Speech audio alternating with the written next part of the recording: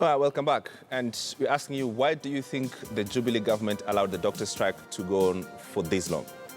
Why do you think the Jubilee government allowed the doctor strike to go on for this long? You can always tweet me at @JamesSmart, #NewsSources. I'll be happy to hear your thoughts and give you that results at the end of this live program. Great. Let's get back to the manual. And during its public sittings, the Senate committee had submissions from virtually every sector individuals who had formed an opinion about the central question, manual or digital. Some of the IT experts who presented their opinion said there was absolutely no need to revert to some manual mechanisms where many digital options existed. John Olubengo is an IT expert who presented his views to the Senate committee. John, quick question. This is a problem with this manual and digital question, is that it's taking far too long, involving all of us who have nothing to do with IT and everything, and none of you can explain to us, like 1, 2, 3, what's the problem? Why do we need a manual backup? Okay. I've lost him. I can hear you. Go ahead. Yeah, maybe before we talk about manual, it's better to just in a nutshell explain the three components of the electronic and why they're necessary. So the three components are the BVR, the so-called biometric voter registration. Then we have the EVID, the electronic voter identification, sometimes called BVID, biometric voter identification. And thirdly, the results transmission.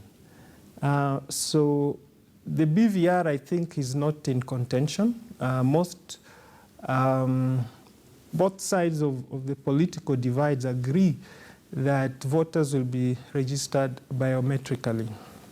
And what that means is that potential voters would come and have their biological attributes. They could be fingerprints, they could be iris, it could be the earlobe, among others. So that is captured and saved on a hard disk or saved in the IEBC database, so that on the voting day, that data then will be cross-referenced with the voter who is calling. So where's the problem? We get the track of that. Where's the problem? What makes it difficult? The difficult part is that one side is saying, and rightly so, is that on the voting day, the BVR equipment may fail. So what do you do with that voter who then cannot vote? Because it's critical that every Kenyan exercises their right to vote, and that's given. But now the problem becomes that the Jubilee side now wants to provide a manual printout to that potential voter, so that once they are allowed to vote, you cross out their name from that manual list that they have at the polling stage. And then the voter can go home without biometrically being verified. What is exactly the problem with having a manual reprint of the exact digital copy? Is there a problem of having the exact copy? A big problem indeed. The problem with having that digital copy is that at the end of the voting session, maybe at 5 p.m. when the polls close, those polling clerks and agents will be having a list. And that list, let's assume that there were 10,000 voters. So maybe 9,000 of people who came will have their names crossed out. But you'll have 1,000 people who did not show up for various reasons. Perhaps they were busy working. Some of them may have died 3 months, 10 years ago, and that's the reason they didn't show up.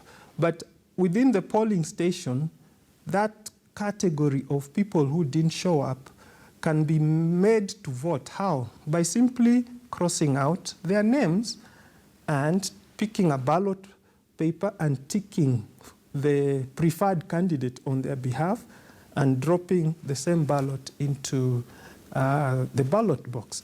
And that's how ghost voters come into play.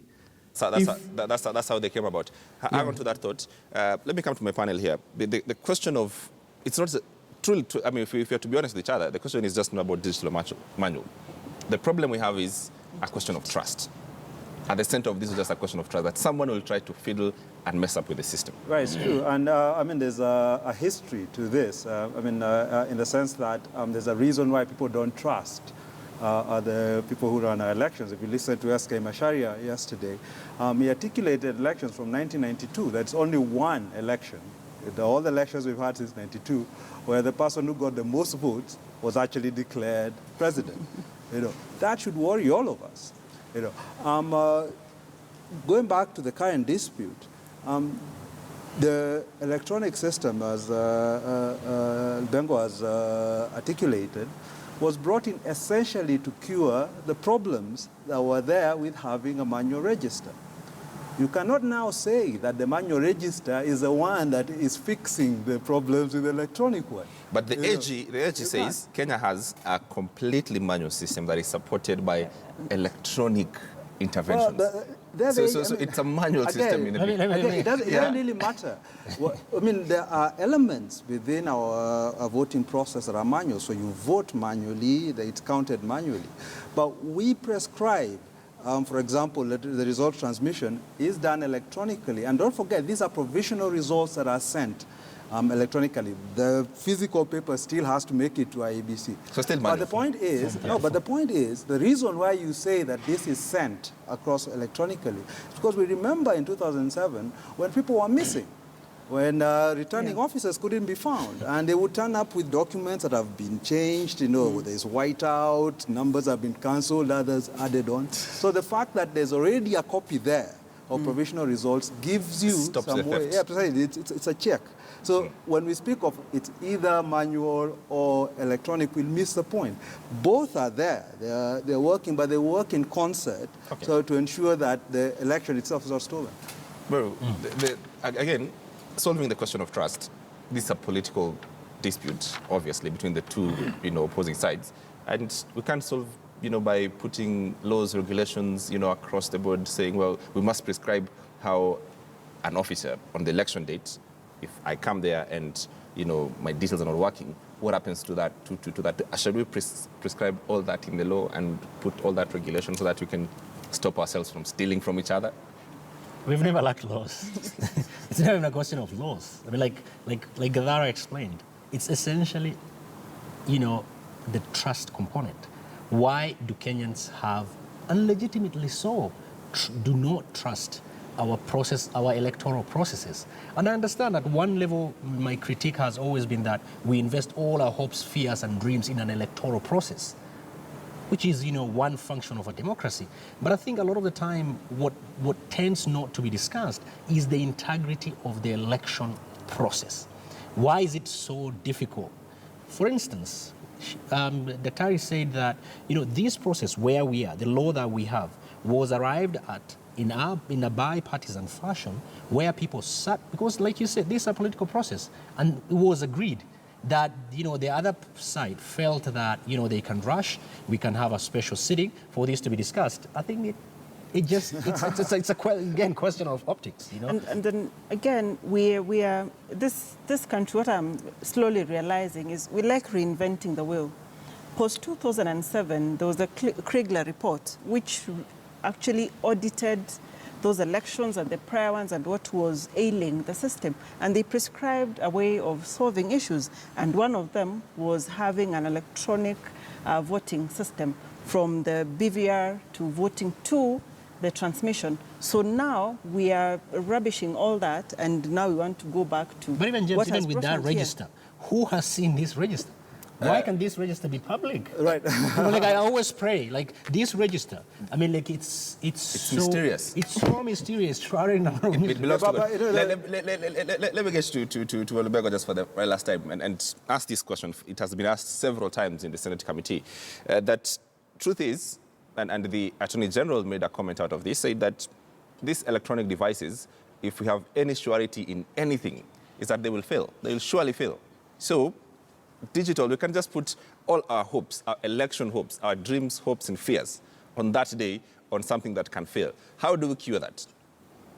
Okay. I think before you think of curing that, I want to explain how the electronic one cures it. I'd said the manual one allows polling agents and whoever is in the polling station to just cross out names of the absentee people and vote on their behalf. Now, the BVR, the EVID kit, when you come to vote, it captures your fingerprint and electronically counts you out as having voted. At 5 o'clock, the tally on the EVID will be compared with the number of ballots in the ballot box. The difference clearly represents the ghost voters. And in the absence of that, if we go manual, then we're missing one thing. We will not be able to verify. The verification aspect between those who voted vis-a-vis those who should not have voted disappears. And if we understand that contention, then we can begin to discuss manual. Is there a manual system that can cure that problem I've explained? If there is, I don't think anybody will have a problem.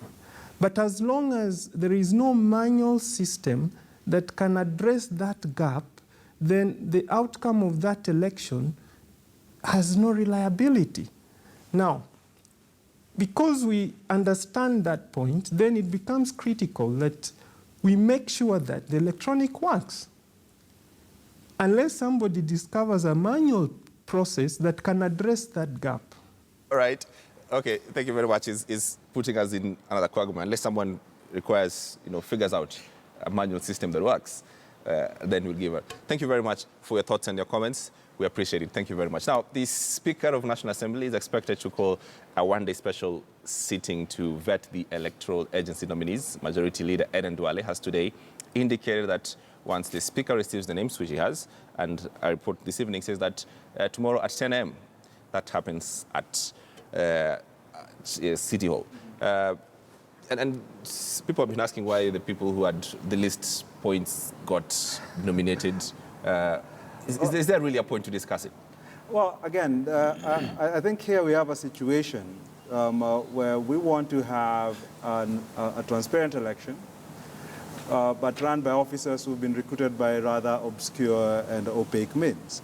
If you think about how the whole recruitment exercise was carried out, you had 750 applicants, for both chairman and commissioners, who were cut down to 30.